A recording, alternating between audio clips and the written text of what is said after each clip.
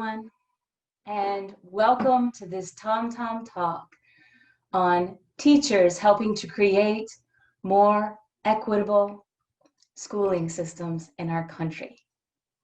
My name is Jen Horn, and I am a teacher fighting for a more equitable system of education. I currently teach at Charlottesville High School. I have been there for 13 years. Go Black Knights. And I teach English and public speaking. Before Charlottesville High School, I was in Atlanta. I taught at South Atlanta High School, Frederick Douglass High School, and Turner Middle School. I love teaching. So, at the start of this flash talk, I want to let you know that there are three potentially problematic elements to my talk. Number one, I don't have any slides. I've been telling my public speaking students that in this Zoom world, don't hide behind your slide. So I'm trying to put my money where my mouth is. And you can certainly tell my students if I mess up. The number two problem, I'm white. I think that this is problematic because this forum and this initiative is about teachers leading the way to more equitable schools. Schools that recognize and nurture the brilliance of their systemically marginalized populations. I don't have the experience of being one of those populations. And there is the fact that white people have forever felt okay in defining and designing the way forward for everyone. I find that problematic. And yet, the teacher workforce is 80% white women. So, in order to create these equitable schools, this equitable system of education, I do need to speak up. But here's the thing, before I speak, before I am an activist, I need to actively listen. I need to listen to my Black and brown colleagues, like the amazing people on your panel today. I need to listen to the parents of my students of color who absolutely care and know what is best for their children. And most importantly, I need to listen to my students, to my brilliant, curious, amazing, systemically marginalized student populations. So I've been listening for 17 years now. And what that listening has brought me to is problematic element number three. So I told you I love teaching. I'm in it to win it. I'm a career teacher. I'm hoping to make it to like 80 and be, that teacher with the walker going down the hall and everybody's putting pennants on her walker. That said, what I would like to do is take our current system of education, current and past, and I would like to crush it. I would like to crush it, and I would like to build something better. I think there is an inherent root problem with what we're doing in education right now and what we've been doing for so long. How many of you have ever met a 2, 3, 4-year-old who does not walk around consistently and constantly saying, "What's that? What's that? Why? What's that? What's that?" We are curious, critically thinking individuals. Our species is where it is because of curiosity. And yet, when those same kids, those little kids walking around with questions get to me in high school, it's gone. Or it's buried deep or hidden in some secret back pocket. The questioning has stopped. And I believe that education has done that. Here's the thing. In so many of our classes, we are centering intelligence on the articulation of critical thinking. So a student may have all of those questions, but we're not centering on those questions. We're centering on your ability to write about, to read about, to memorize, to mathematically compute those questions. And those skills are important, but they're so much less meaningful if they're not attached to the student's own inquiries, if they're not attached to that critical thinking that we all are walking around this planet holding on to. And what that does is that makes those articulation skills less important, less interesting, less engaging, and it makes that critical thinking piece marginalize and maybe even die. So we have to change that up, and that's what I've been doing in my D-tracked classes at Charlottesville High School. Yes, I started the current D-tracking movement at Charlottesville High School. I'm going to tell you just a little bit about how that went. So when I started at Charlottesville High School, I was thrilled and amazed by the diversity of that school. There are over 30 languages spoken in the hallways. The school is divided between, we have all sorts of races, religions, socioeconomic status. Everybody's together in those hallways, but not so in the classrooms. As you can imagine, in many tract schools, the honors classes were majority white. The general and academic classes were majority students of color. That is inequity. And that is why I started doing a lot of research on detracking. I read everything I could get my hands on. I called teachers in schools around the country where detracking is king. I pestered Carol Ann Tomlinson at UVA. And eventually, I pestered my principal. I went to my principal at the time and I said, blam, look at all of this research that I've done. This is what I would like to do. And he said, thumbs up on the initiative. Great job, pat on the back. Let's think about it for the future. So I thought about it and I enlisted more allies. Dr. Rosa Atkins generously gave me her time and listened to my spiel.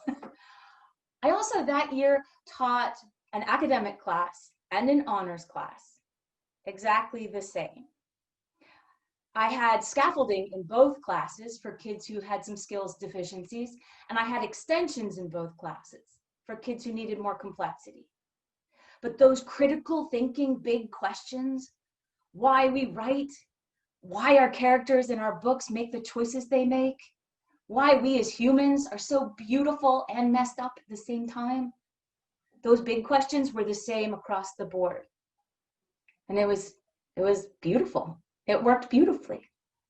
And then I brought that data to my principal and I pestered him. And finally he said, okay. Jen, if you can fill a class, you can teach a class. And so I went out into the community and I shook many hands and I kissed many babies. I went to PTO meetings. I talked to guidance counselors. I talked to teachers at Buford, CHS. I went to parents' homes and really talked up this detracking thing. I talked to students. And I ended up filling 2 classes. That first year of unleveled detract English was everything I hoped it would be. And so the next year, when I went pestering and talking up detracking, I not only had my research and my convictions, I also had the feedback from my students and from my parents from that initial class. The next year, we filled 6 detract English classes. The following year, it moved into the 10th grade. This was 9th grade.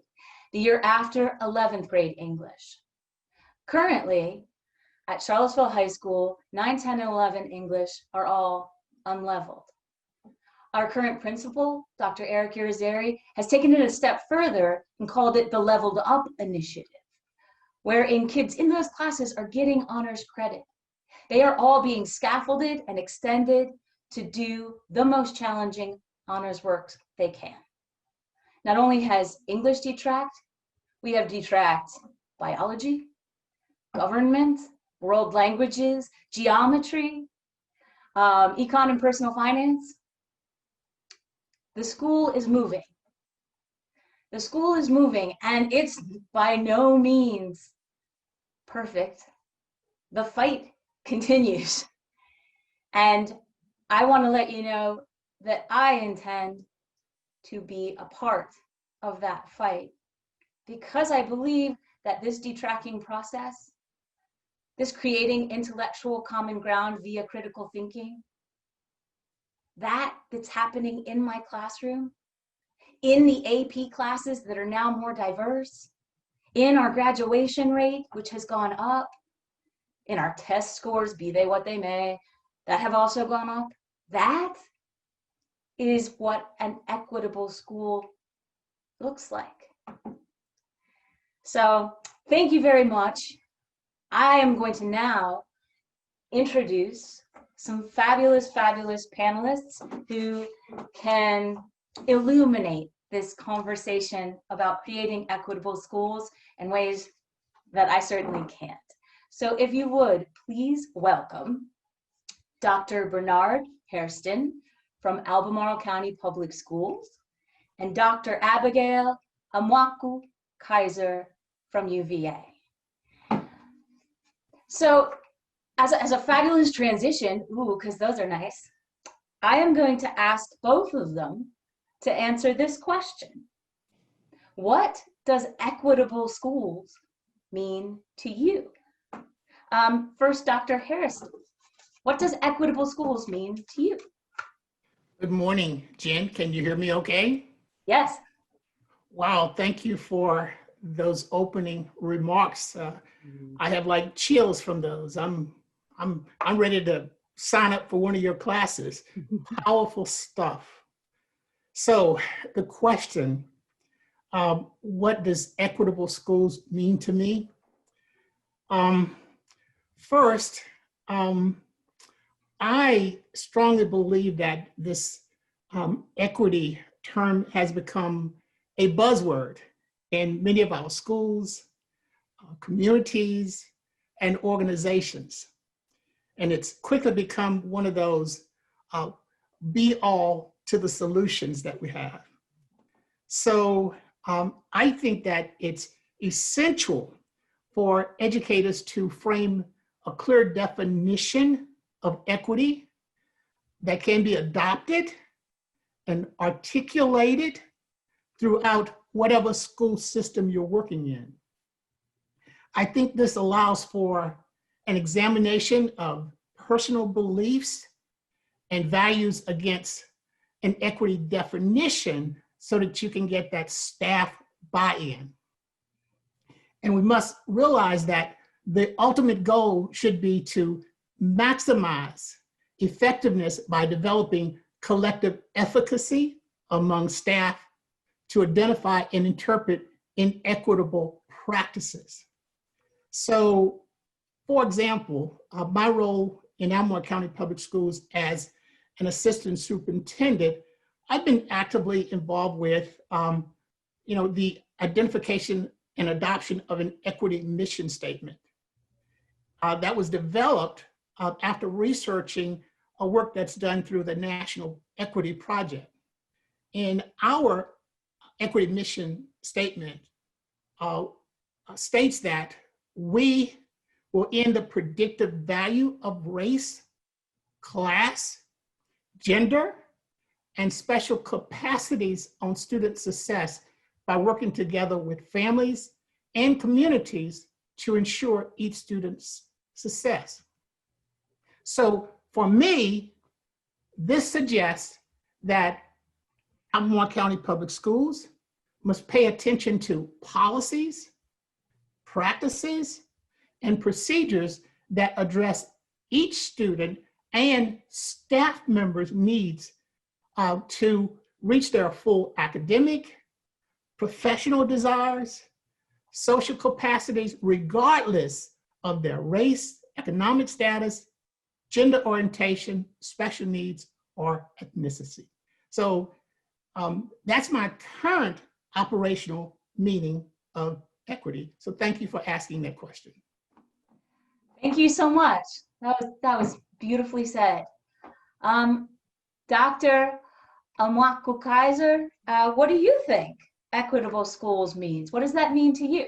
So I'm going to take what Dr. Hairston said, build off his definition, and show some example of what that could look like and what that looks like in my own experiences. So if we take everything that Dr. Hairston said and think about it, to me, equitable schools mean a place, an environment where all children have access to opportunities, right? So we look at giftedness, we look at curriculum that is meaningful, we look at assessments that are not biased, we look at partnerships with families that go beyond just cultural celebrations. When we talk about equitable schools, we want teachers to value and center the cultures of students and their voices. We want building leaders or district leaders who make space for this work to happen, for teachers to feel supported, that centering the experiences of their students is something that they value. We look at discipline that isn't biased or based on subjective decisions by teachers and administrators. When we look at gaps in how students are doing, we don't blame families and teachers for it. We look at other structural things that may be contributing to why students are performing in a certain way. When I think about equitable schools, I think about my own children, that I want them to be at a place where their cultures matter, who they are and what their lived experiences are folded into their daily schooling environment. And when I think about equitable schools, I think about a place where, as a Black mother, my voice matters, and that I'm not seen as someone who is threatening, and that my needs are listened to and the needs of my children are listened to. Thank you. That's beautiful. And thank you for making it personal. I think that's incredibly important. Cool. I have a couple of questions off of that, but I'm going to continue through our planned questions and then I'll get back to those, okay? Because you guys are lighting light bulbs up in my head. Okay, Dr. Hairston, you have been in the game for a while. And so I would love for you to talk with us about how equity in schools has evolved over time. Well, Jennifer, so this is probably not the best question to ask a Black male, a Black man. So, I mean, not surprising, my first thoughts are from a deficit mindset. You know, as I consider my application of social construction of knowledge purely from a cultural and racial lens as an African-American male in the public school system, it's generally negative with a few positives to talk about. Truly a sad state, but I attribute that to racism. So Black males are on the bottom of the US caste system. This historically has been manifested by having the highest suspension rates, among the lowest graduation rates, among the highest percentage of students identified as having special needs, and the lowest identified as being gifted. You know, as a Black male, knowing that in 1896, the Supreme Court ruled in Plessy versus Ferguson that segregated facilities for what they called folks back then, colored and white, were legal. And this evolved from a very, very, very light-skinned male described as being 7/8 white and 1/8 Black, was jailed. You heard this telephone in the background. I'm sorry. Was jailed for attempting to arrive in a rail car for whites only. Now, moving forward just a little bit, 58 years later, the Supreme Court ruled in Brown versus Board of Education in 1954 that those separate but equal facilities were unconstitutional, in the context of public education and educational facilities. And so if we move forward to 2020, or about 76 years after Brown versus Education, many of our classrooms, as you so describe, Jen, still are separate but unequal because of practices such as tracking. And, and this is something that, well, so right now, we should be looking at leaders such as you, Jen, as we think about this whole issue. Teacher leaders who are willing to challenge status quo thinking and systemic forms of racism. And so, as I look at you, I suddenly realize that, I have to consider like those bright lights that individuals like you bring to those deficit thinkers like myself, and to be able to shift to that asset mindset, to notice those small things that have taken us through this long journey. So thank you, Jen, for being reminded that there are some good things that are going on. So let me shift my attitude. Try to shift my attitude by restating the question, by factoring that operational definition that I shared with you earlier. And so let me restate it. How has equity in schools evolved over time by paying attention to policies, practices, and procedures that address each student and staff member's needs to develop their full academic, social, and professional capacities, regardless of their race, socioeconomic status, gender orientation, or special needs or ethnicity. So, so for those folks who are listening, I want to issue you a personal challenge as listeners to consider applying this definition to your own definition of equity to answer the question specific to your work environment. My advice is to work on what you can control as an individual. That's exactly what Jen did. She worked on what she could control. She could control her classroom environment. She could control the data that she decided to collect and to go back to the principal a second and possibly a third or fourth time. So start by holding yourself accountable. And this may allow for some credibility that Jen earned when she went back to her principal. So allow for some credibility to recognize what others have or have not done. And so I would say to all of our listeners, step up and be a Jen and step out or into your comfort zone. So here is an example of that asset-based shift for that has allowed me to kind of reshift to that asset-based mindset as a Black male to the question. And this is from a personal, a local, and immediate response to the question. So in Albemarle County Public Schools, in my role as assistant superintendent, in 2010, for example, a culturally responsive teaching model began shifting the culture of the school system. We were able to develop a homegrown model that has that evolved from 4 educators receiving a certificate in culture responsive teaching in 2015 to over 140 after 5 years.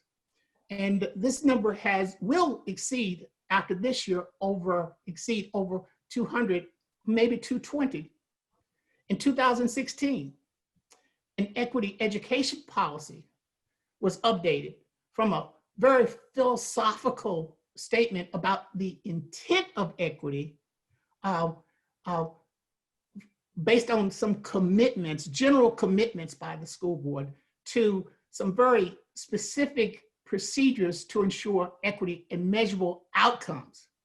In 2016 and 17, a division equity table was published for documenting and monitoring indicators that present inequalities across student membership groups. In this table serves as an accountability for us to accomplish what's in writing with that equity mission statement. If we don't do something with things that are in writing, they're just words on a piece of paper. So this year, all schools will be required to develop equity tables that will have some sense of accountability measures at the school level, not just the division level. Also in 2019, an equity policy checklist was adopted as a tool to check all new and updated policies from an equity lens, a very powerful tool. In 2019, an equity report was presented to the division from the Equity Advisory Committee, which was an arm of the equity education policy that was developed in 2016. Also in 2019, an anti-racism policy was approved by the board. And in 2020, our 5th annual equity conference was held to celebrate the 63 culturally responsive teaching completers with over 300 participants in a virtual conference. Also in 2020, the entire school division is participating in a year-long book study on Glenn Singleton's Courageous Conversations About Race. School board members and the superintendent cabinet has already been involved in bi-weekly training sessions. So progress is slow, but there is promise. And so that's my response to that question about how equity has evolved over time from my perspective. Thank you. Thank you so much, Dr. Hairston. Thank you so much, both for your kind words and for your honesty about the state of equity for our individual students, particularly Black male students, and also for your, mindset shift. That the PIPs, the people in power, are moving blocks to shift how we deal with culturally responsible and responsive teaching and with equity issues. So thank you for that. Dr. Kaiser, you are preparing teachers to be teacher leaders in equitable schools. I'm so sorry, Dr.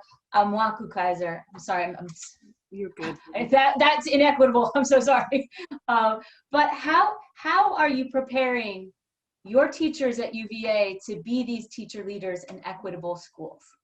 Thank you, Jen, for your question, and thank you, Dr. Hairston, for your thoughts on how long it takes for this work to be truly infused across the different grades, across the different parts of a school division. At a School of Ed, some of this work also has to be seen through an institutional lens, right? And then it trickles down through all the different programs and through all the courses. And so the works of Dr. Robert Berry and Dr. Stanley Trent are some of the ways in which this work is happening at the School of Ed, where they're supporting faculty development, because the faculty are the ones who teach the folks who are going to become future teachers. And so through faculty development, they need to understand their own identities, their own positionalities, and the ways in which who they are and how they've experienced schooling informs the way they prepare teachers to become teachers. And then in my own courses, I take this approach where I have to build trust with my future teachers. This work, talking about equity, talking about anti-racism, has to be developed in a space where people feel trusted and feel the need that they can openly share and have conversations that can move this work forward. And so we begin by exploring our own backgrounds, your own racialized lens, and how that informs the things that you do, the things that you say, the way you see schooling, the way you see teaching and learning. And then through our content. So even when we're talking about standards, one of the things I try to get my students to think about is to evaluate the Virginia standards and think about who's being represented in it and who isn't and why, and what can they do as future teachers to make sure that the students that are represented in their classrooms see themselves in the standards that then inform the curriculum that they use in their classrooms. And so whether we're talking about microaggression or talking about stereotype threat, they need to see how this is an important concept for them to understand as future teachers. And then we partner with our local schools. And so Dr. Hairston shared about the Albemarle County Schools Culturally Responsive Teaching Program. And Albemarle County Schools is one of our partners, school partners. And so whether teachers are placed in someone like Katie Schutz's class or in the city schools, if they're placed in Shannon Gilligan's class, these are teachers who are doing this work. And so when our pre-service teachers are in their classrooms, they see firsthand what it looks like when you teach with equity in mind, what it looks like when you value your students' cultures. And they're able to ask these mentor teachers who are able to guide them and help them think about it. And when they're not placed in classrooms where teachers are centering this work in their practice, when they come back to our classrooms, or when they come back to my classroom, this is when we unpack what you're seeing, what you're hearing, and make connections to some of the things, some of the more theoretical or literature that we might be reading in the classroom, and say, well, what does this mean for what you're going to be as a teacher? How do you take what you're seeing?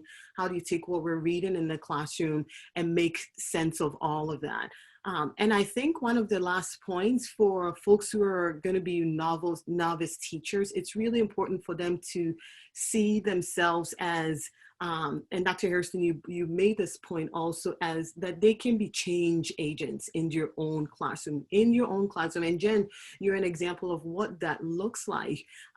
Your classroom is your space that you can actually make change, and that being a teacher leader doesn't always mean having a formal leadership role. That in fact, you can take an informal role and make those concrete changes happen in your own classroom. Thank you. Thank you so much for that. And I feel lucky that there are future teachers going through your classroom. I feel lucky because I mean, all of this, and in Dr. Hairston's programs, I feel like, I don't know. I always think that our students and the work that you're doing is creating a light at the end of the tunnel, and that we just have to keep it from collapsing on them. Like, go, move. So thank you. That's really beautiful. Putting it to, there was a question from the audience. So I'm going to, it's actually something I'm going to address, but you're welcome to bump in there before we move to the next question. And it's just about basically how detracking works. How does it work having schools, having students of all different skill sets in the same room together?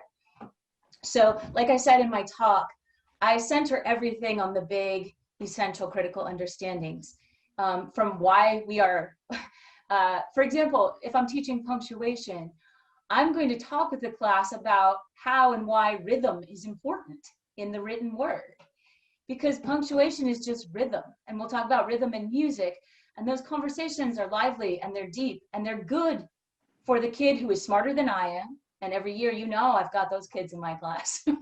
And then the kids who are struggling with reading and writing, those big questions are so valuable. So we start there. And what happens is I then have multi-tiered assignments. So there are assignments that are not quantitatively more. It's not like kids who are at a higher skill level are going to do more work, but they're going to do more complex work that is challenging to them. And kids who are struggling skills-wise are going to do the same amount of work, but it's going to be more tailored to challenge them where they are skills-wise. And remember, like, we're keeping at the center these big questions. So, for example, a text I love to study, I mean, I try to do new texts every year, but I really love to study Dr. King's Letter from Birmingham Jail. I think that is one of the best pieces of literature. It's one of my favorites. And that's a very complex piece. So for my kids who struggle with reading, I have an audio version. I have broken down the allusions in the piece.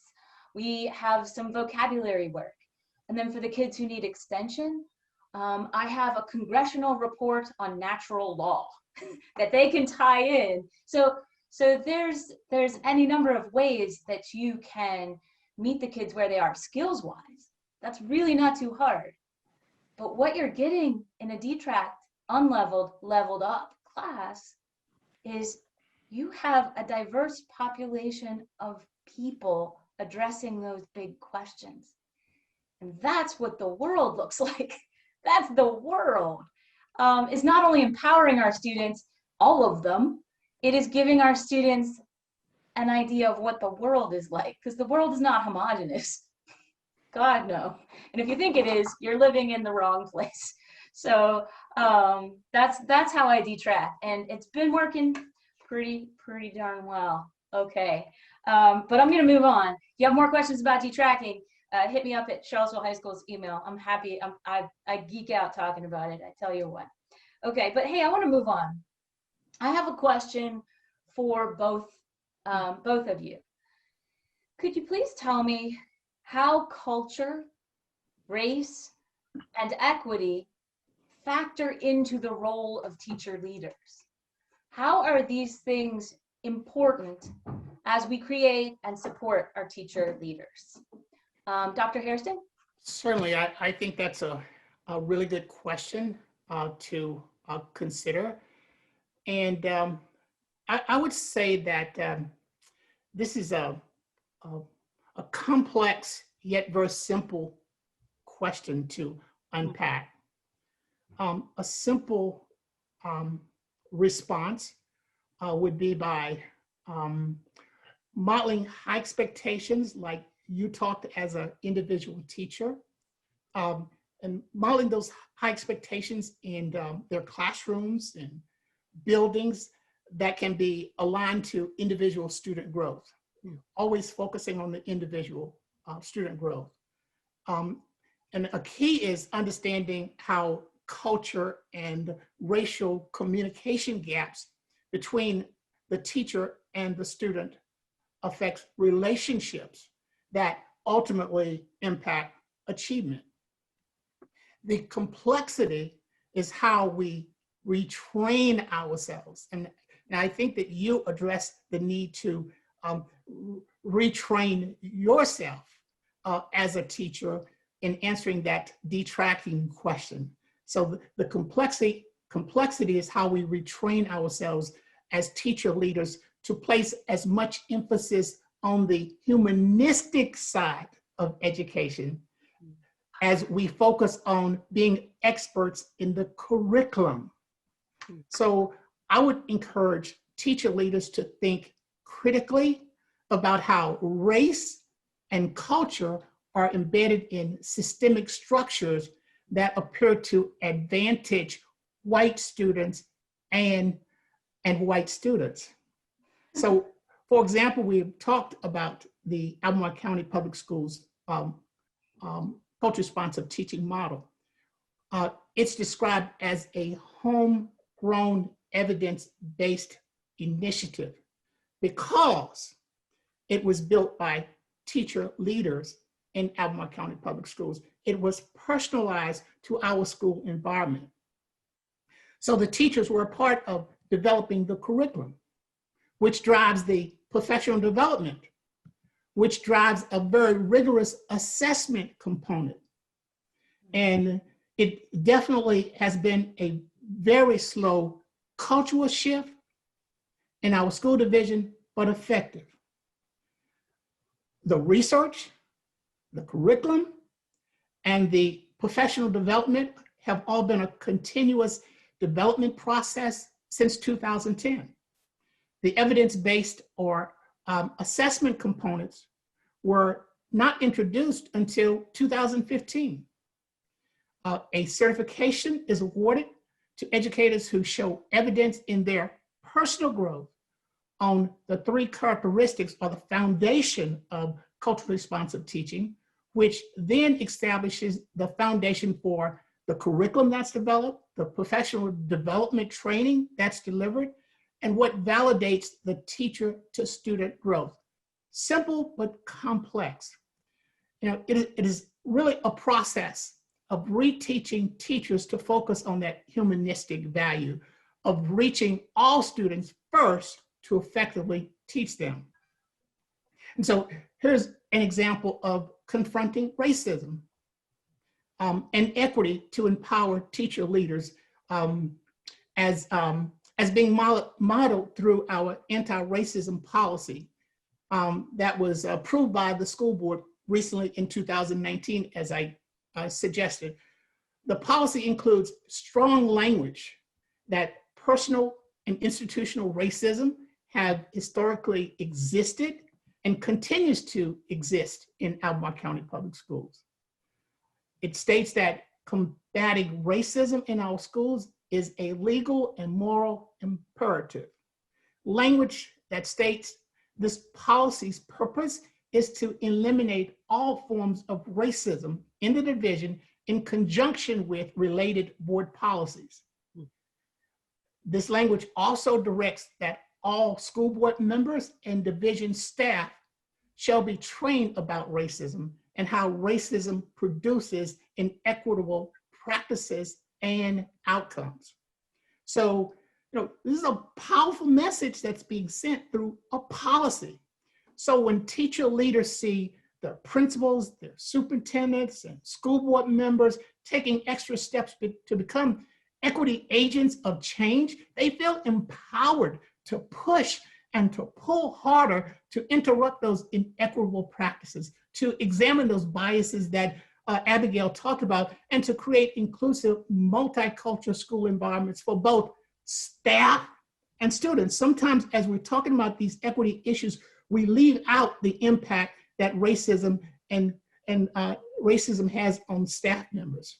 So thank you for allowing me to share my current thinking and doing around culture, race, and equity that can help our teacher leaders to evolve. Thank you. That was, I don't know. I'm an optimist, but that made me feel even more optimistic. Thank you. I love that those moves are being made in Albemarle County.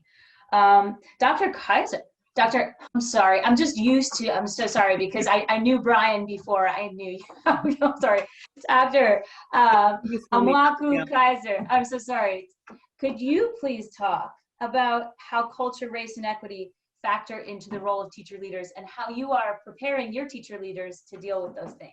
Yeah, so Jen, thank you for that question. And you really just call me Abigail. Okay. I want to start with this question though by pointing and noting that race, ethnicity, culture really informs everything. It informs your lived experiences, and which in turn informs your perspectives, right? And the way you see children and the way you see communities and curriculum.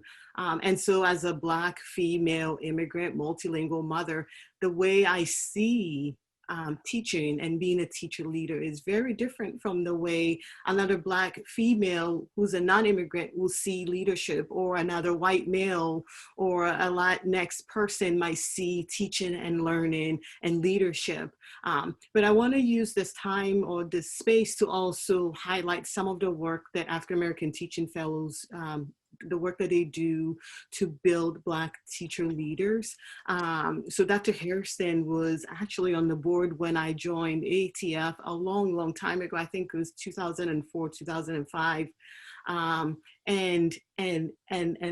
And how an organization like African American Teaching Fellows, what they've done to develop people like me to see myself in this role, and also not just me, others like Nicole and Tamara and Marion, who all practice what it means to be a teacher leader in multiple different spaces, and how when we think about teacher leadership, and we look at the small population of Black teachers that exist in our schools, but the power in having a Black teacher, and not just a Black teacher, but also Black teachers who practice leadership and center this work in their classrooms, or as part of their PLC teams, or as part of the building level leaders. There's a lot that other teachers can learn from those experiences, and why we need to keep supporting programs like ATF because of what they do for people like me to see ourselves. Because if you think about it, you think about equity, you think about racism, and the way it starts at a very young age, and how as people of color, Black people, people from marginalized communities, and as a former elementary classroom teacher, how I have seen this firsthand, how this starts at an early age and how you begin to internalize this.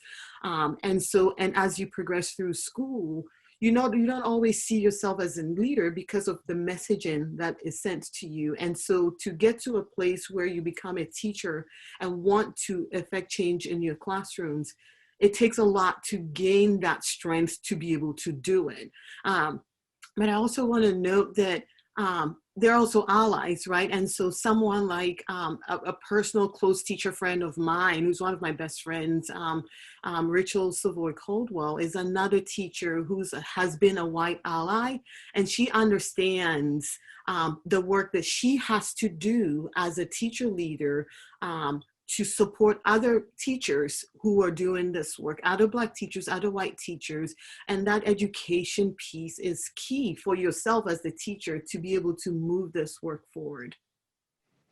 Okay, thank you. That's beautiful. That's beautiful. And I like that last part where you were talking about how you have to link up with people. That's going to play really well into this last. I'm going to combine our last two questions. Mm-hmm. So I have a question for you about why it is so hard, even though we are voicing that the desire to make equity happen is there. Why is it so hard for teacher leaders to challenge a status quo like tracking that's been proved time and again to be inequitable? Why is that so hard? That's the first part of my question. And then the second part, I'm going to use something you said, Dr. Hairston. How can we, through collective efficacy, make it not as hard? How can we, A, why is it so hard? And B, how can we, through our collective efficacy, alleviate some of that struggle? Okay. Dr. Kaiser, you're here, so why don't you start? I'll start by honoring Maya Angelou and her work. And she says, one of her quotes that I really love says, do the best you can until you know better. Then when you know better, do better. When we think about this work and why it's so hard for a lot of us to move the needle, I think sometimes we think about it through our own lens and our own space, which is important. It's at the core of this. You have to learn to do this work yourself before you can open it up to others. But we have to tackle this work through multiple angles, from structurally to institutionally to interpersonally to our own individual selves, and look to see how as individuals, when someone is experiencing resistance, like when you started this work in your own classroom space and you're experiencing resistance, how did this idea of collective efficacy, how can a colleague form an ally with you and then to move this work forward?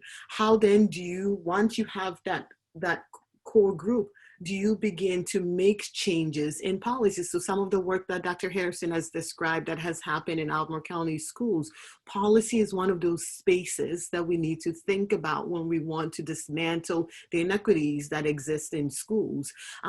Because those policies, even though they're those higher level ideas, they inform the day-to-day practices that teachers partake in the classroom. They inform the way families see school. They inform the way children experience schools.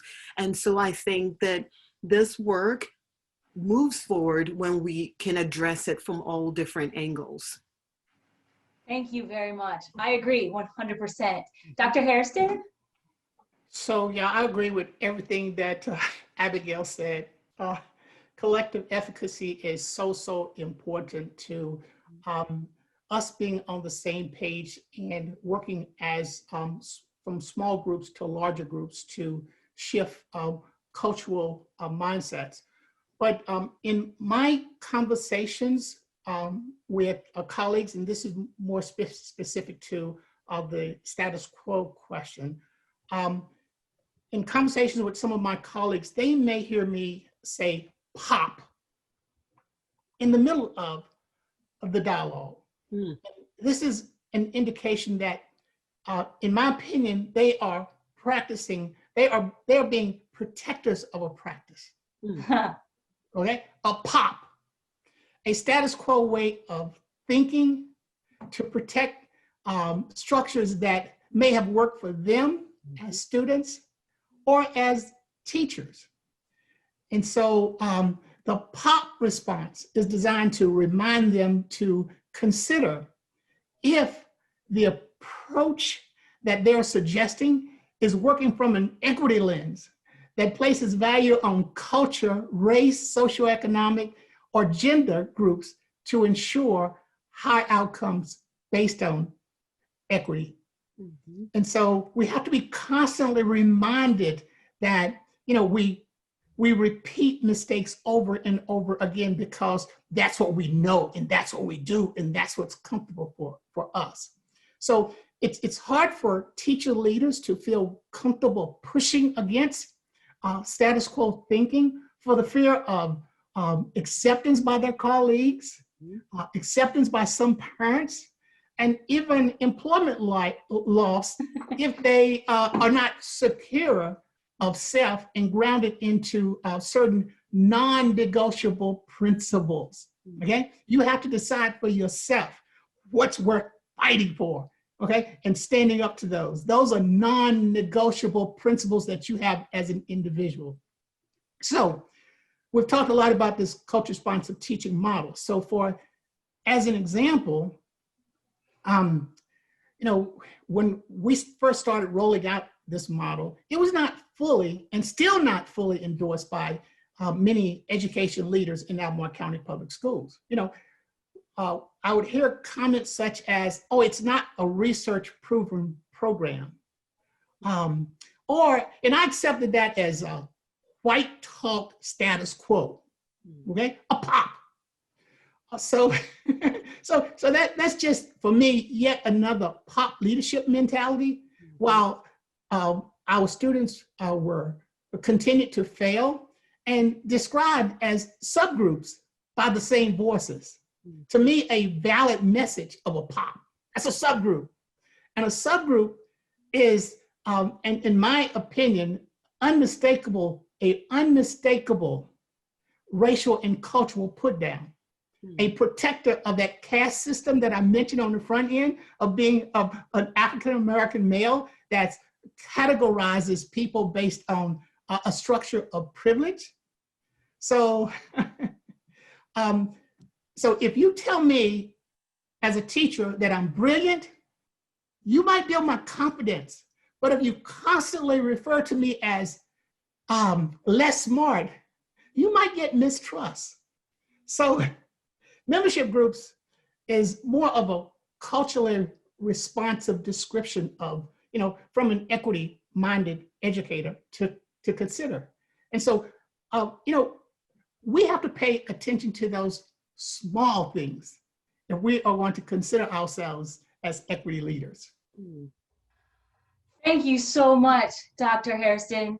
And I'm just gonna bag what I was gonna say at the end because we're almost out of time. And I'm just gonna encourage everybody who is listening, be you a community member who works in a different profession, or a teacher or administrator or educator or division head, please remember pop. Because like, that's the way we should pop ourselves every day. Like, you should recognize the pop in yourself and pop other people. And then maybe this more equitable system of education will become whole. Okay, thank you so much. Thank you to our panelists. You guys were amazing and you buoyed me up. I'm sure you buoyed everyone up. I'm gonna turn it back to Ben and he's gonna have some parting remarks. Thank you so much, Jen, and thank you, Dr. Hairston and Dr. Omaku Kaiser for the wonderful insights and experiences that you shared with us today, and for that call to action. I think the POP is something we can all remember and and put into place. I just wanted to remind everyone that we have one more panel conversation in what has been an incredible series of conversations around equity in K through 12 education. That's at 4 p.m. today. The title is Equity Through Inclusion, Embracing Cultural and Linguistic Diversity. So we encourage you all to be there. There's some fantastic student leaders as well as state level folks that are going to be speaking and sharing with us. We would like to thank the UVA School of Education and Human Development for their support and collaboration in building this program. And we'd also like to remind you that all Cities Rising events are pay what you can, thanks to the support of our sponsors and community members like you. So if you enjoyed today's program, we'd encourage you to become a contributing member to the foundation. And with that, thank you all again for being here and for sharing. Thank you to our panelists, and have a great day. Thank you. Thank you.